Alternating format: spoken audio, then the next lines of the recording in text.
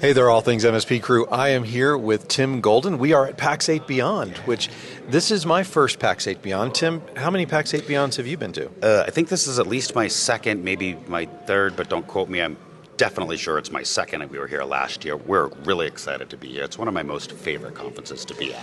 Well, I mean, Pax8 has always been kind of a champion of the MSP world, right? Of course. They've always really supported the community well, and I think Rob Ray coming on board several years ago and them starting Beyond was a natural progression of how they were going to interact. And come on, they've got one of the largest shows in just 3 years. Okay, don't quote me on the number, but I heard like 3,200 or so.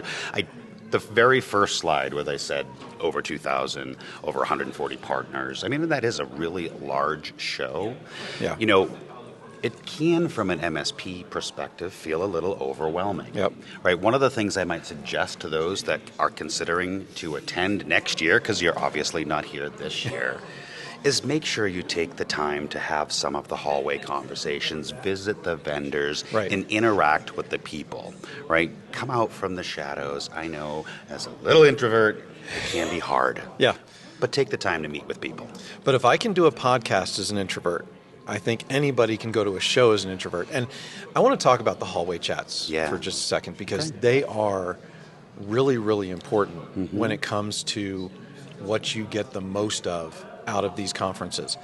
And it's so important to not just go to the sessions and go to the expo hall and then hide out in your room, because most of what you're going to learn from your peers. The vendors are great, don't get me wrong, and they really are providing some good educational content.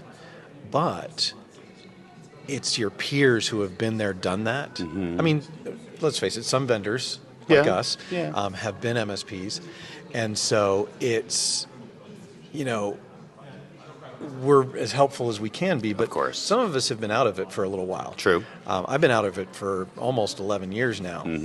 Although I try and God bless you. I try and keep my feet in it, right? Yeah. But compliance scorecard. Yep. Like, we want to talk about compliance scorecard a little bit. So let me give you a little bit of an announcement. So I can say this because the press release just came out today. We are now live in the Pax8 catalog. We're really excited to be one of the newest GRC partners. And actually, Pax8 has a special going on right now through July to get 25% off for new vendors like us. There's a whole thing on their website that talks about it. If you're in the Pax8 marketplace, go take a look. It's not just us, but there's a slew of vendors at this show that you as a Pax8 partner can get 25% off. That is A, amazing. we're in I the did not know. catalog, and B, Pax8 is doing this amazing promotion for the month of June-ish, July, quote some dates, where you can get a discount on purchasing direct through Pax8. And you guys started something else recently. You started your boot camps. Oh, yeah. And I was really excited to hear about those, because you are actually not just selling somebody a product, you're walking them through getting themselves set up so that then they can prepare to protect their clients. Absolutely. And actually, we announced that here when we acquired Privacy MSP and Brian Blakely and his Pro Services division. We announced that with you, actually, way back in the... Oh, that's true. So heard it here first, folks. Heard it here first. So, but yes, the Kickstart program, which will be available in Pax8, got to do some price changes and some components there. But as a former MSP, right, we were limited with time. I needed the bodies and the help to do the work. And I always had in my head, like, it's not just a platform. A platform can help us do things better. But if we don't have a process and the people and the things that we need, with the pro services side now and the Kickstart, going from zero to hero, all the buzz marketing words, it's really a way for your MSP to get hands-on, week by week by week, coaching and mentoring and, you know, all the different things to be able to get you from nothing to getting your own house in order and then doing that work for your customers down the road. Yeah, and I think a really important point to make here is, I think for so long, MSPs have been very self-sufficient. Yes. I think it's part of kind of our nature. But the more and more I see professional services being deployed by vendors well in this space to help MSPs kind of fill that gap, it really, to me, has been making a huge difference for some MSPs in how well and how fast they scale. Yeah, it's really about, listen, we are MSPs. Our job is to augment the small business's IT. But sometimes we need to augment ourselves, right? Sure, like I use this electrician analogy, right?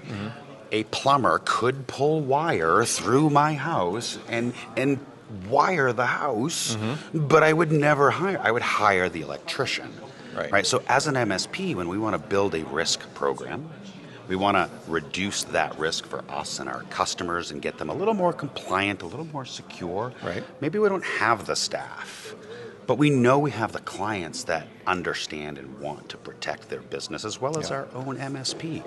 It's okay to augment your staff, right? And we work directly with the MSP. We define the scope of work. And here's the cool thing.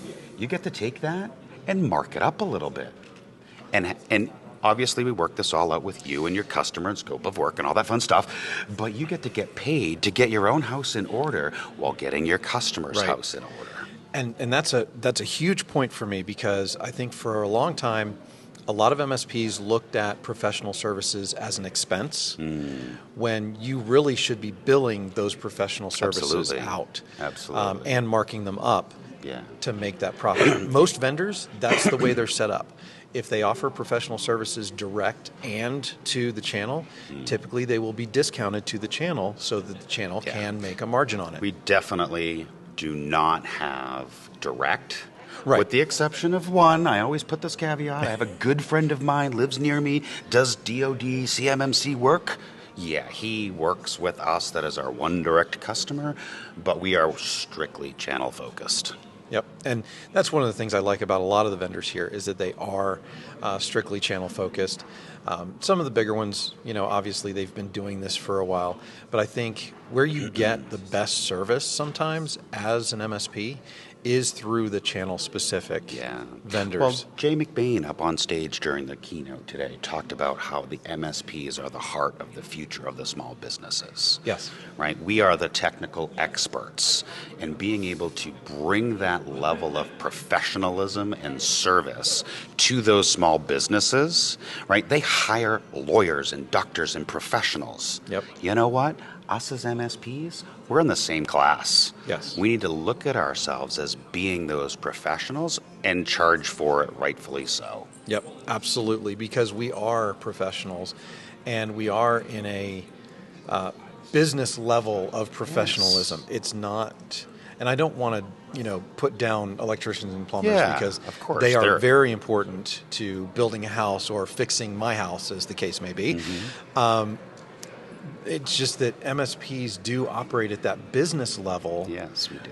The same as lawyers, and people like that are accountants, stuff like that are helping a small to medium-sized business owner actually run and level up their business. Exactly. And I think, it is a challenge. It was a challenge for me as an MSP to think through, no, I shouldn't charge $12 a seat. I am providing a value-added service as an MSP. Right.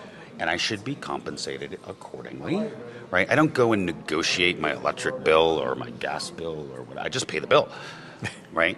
But as an MSP, you bring tremendous value to the small businesses that you serve. And I think you made another really great point that I love to bring up a lot, and that is the commodity versus the value. Yes. And there are a lot of MSPs, not a problem with this. I just think it's lower margin and it doesn't have the life that a value MSP does. There are people out there just delivering commoditized IT services. And that's fine. We need that. There's nothing wrong with that. But if you want to level up, I think you actually have to start working with those business clients about what new technologies are coming. And that's the difference, right? Absolutely. Is you are finding new things to help their business, not just provide an ongoing service that never changes. Well, right. It's that whole risk to revenue conversation, right? So we're here at Pax8 They just announced their marketplace and eventually, really soon, their public marketplace. I get it. Some of these IT services are commoditized. Absolutely. Yeah. Why would I go to an MSP when I can buy an iPad off of Amazon and have it next day? Granted, there's a lot of other reasons, but some of the services that the buyer journey has changed. Yeah. And if we haven't changed our MSP model to adapt into that risk conversation, into the professionalism that we can bring with that technical expertise of this is why, here's our laptop, here's our license, here's the commoditized stuff. Right. Pax8 Marketplace can help you do that. Right, this new announcement they just talked about this morning with the public-facing marketplace. Great, commoditize some of that stuff, make your margins, do your thing, but differentiate your MSP on being that professional. Right. And the other thing is, you know your clients better than anybody else, or hopefully you know your clients better than anybody else, which makes you uniquely positioned Absolutely. to help them. Yeah, we say that all the time.